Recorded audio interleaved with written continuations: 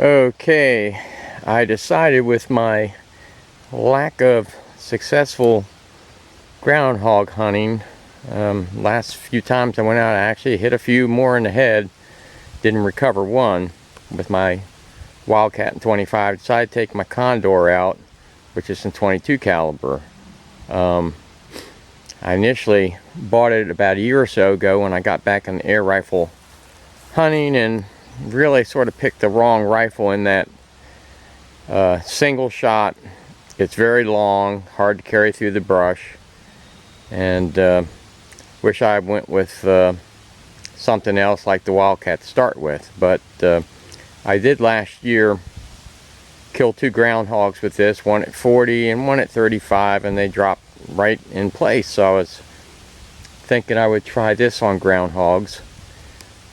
This is tuned by Talon Tunes, and I got a top hat with interchangeable inserts in it, and I switched from the lower power insert to the bigger orifice hole insert, and I did some chrono at home, and I tried the Kodiaks, which 21 grains, and they were 920 feet per second.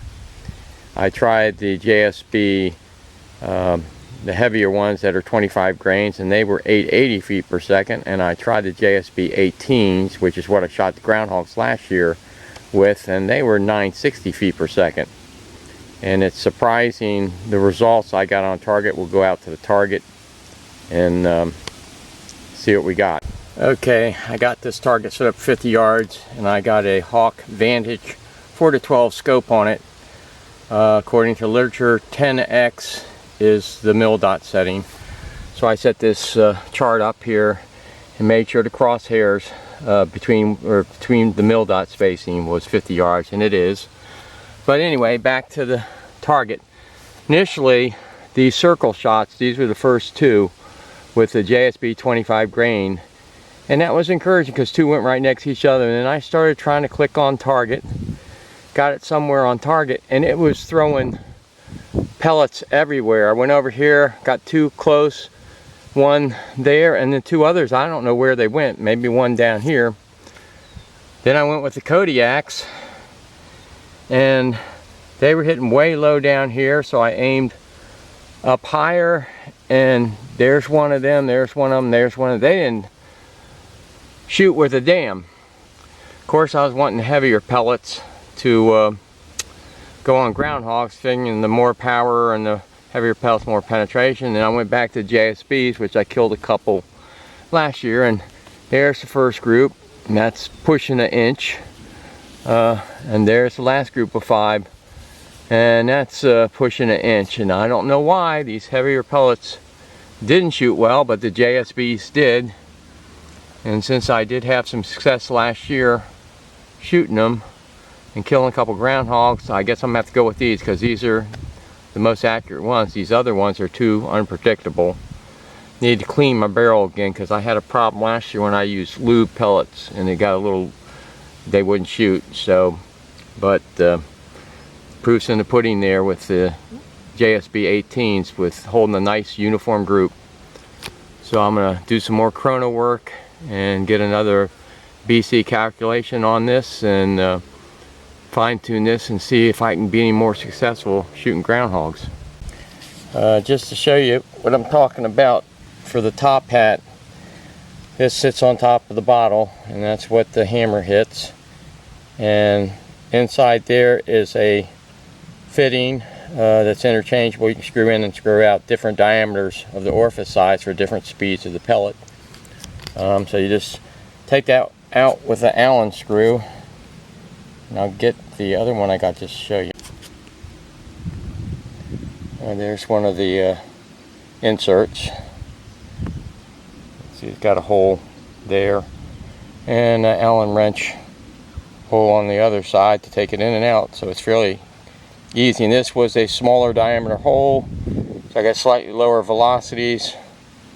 So I went to the bigger one, thinking I need all the foot-pounds of energy and feet per second I need for these groundhogs. So some more fine-tuning here on my setup of this with the JSB 18s. Okay, my last fine-tuning groups with the JSB 18s. I think this was the first bull. 4 shots there I took. And here's 4 in there and 1 dropped out 5. Maybe this was the 5th shot for there. And the last one there, and this was 5 too. 1, 2, 3, 4. Maybe I put 2 in the same hole there. But this gun, you really got to have good follow through. I don't know if it's my setup or what, but anyway, looking at the weather here, it's humid, mid to upper 80s, starting to darken up some clouds. I want to get my work done before it rains, and maybe I'll be lucky enough get a shower, and then I come back out, and that will sometimes turn the groundhogs on the feeding frenzy. I think they like the wet grass. It's sort of like getting more moisture, but that's just my theory. So I'm going to do some shot strings chronographing because this is an unregulated gun. I'll see what I have.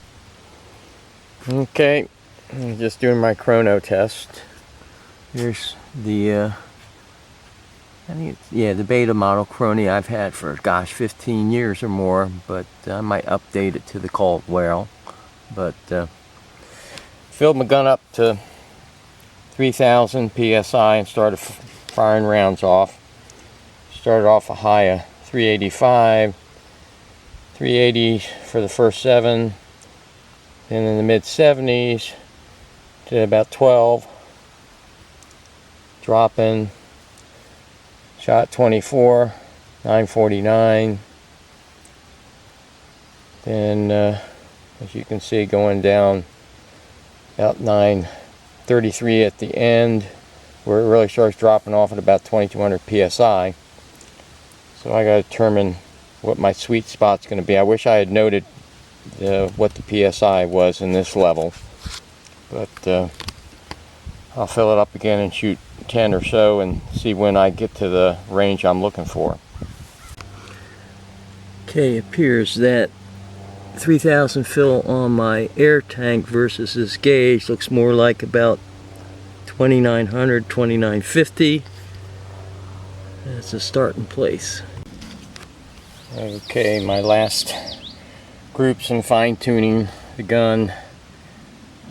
Shot there for a while. That was a good group.